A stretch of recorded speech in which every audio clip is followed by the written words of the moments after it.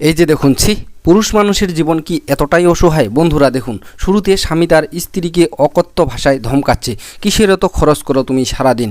আজকের পর যদি কখনো দেখি কখনো জুতা, কখনো চম্পল, কখনো এইটা কখনো ওইটা কিনতে, তখন দেখবে আমি তোমার কি হাল করি। তখন আমার চেয়ে খারাপ কিন্তু আর কেউ হবে না, চল যা এখান থেকে। স্বামীর এই অপমান সইতে না পেরে মেয়েটি তার মাকে ফোন করে কেঁদে কেঁদে বলে, মা কেন তুমি আমাকে পড়ালেখা করা নেয় না? আজ যদি আমি লেখাপড়া জানতাম তবে নিজের পায়ে দাঁড়িয়ে থাকতাম, স্বামীর এই অপমান সইতে হতো না।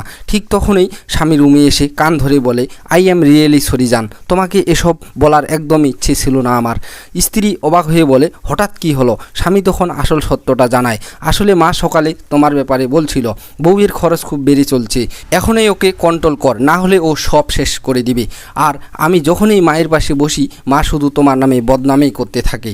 স্ত্রী তখন কান্নাজড়িত কণ্ঠে বলে, তো এই কথাটা তুমি আমাকে ভালোবেসেও তো বলতে পারতে। স্বামী তখন উত্তর দেয়, হ্যাঁ পারতাম, কিন্তু তখন মা আড়াল থেকে আমাদের সব কথা শুনছিল। স্ত্রী তখন আকাশ থেকে পড়ে বলে, তার মানে মাকে দেখানোর জন্য তুমি আমাকে এত কথা শোনালে? স্বামী অসহায় হয়ে বলে, দেখো যাই হোক, আমি না মাকে দুঃখী দেখতে পারি না তোমাকে। শেষে স্ত্রী বুক ফাড়া আর্তনাদ নিয়ে বলে, নিজের বউয়ের চোখের জলের বিনিময়ে মায়ের খুশি কিনছো, বুঝতে পারছি না দোষটা আসলে কাকে দেব। বন্ধুরা, মাকে খুশি রাখা সন্তানের দায়িত্ব, কিন্তু তার জন্য স্ত্রীকে বিনা দোষে কাঁদানোর নাম কি সাংসারিক ভারসাম্য? আপনার কি মনে হয় ছেলেটি সঠিক করেছে? উত্তরটি কমেন্টে জানান এবং ভিডিওটি শেয়ার করে সমাজকে সচেতন করুন।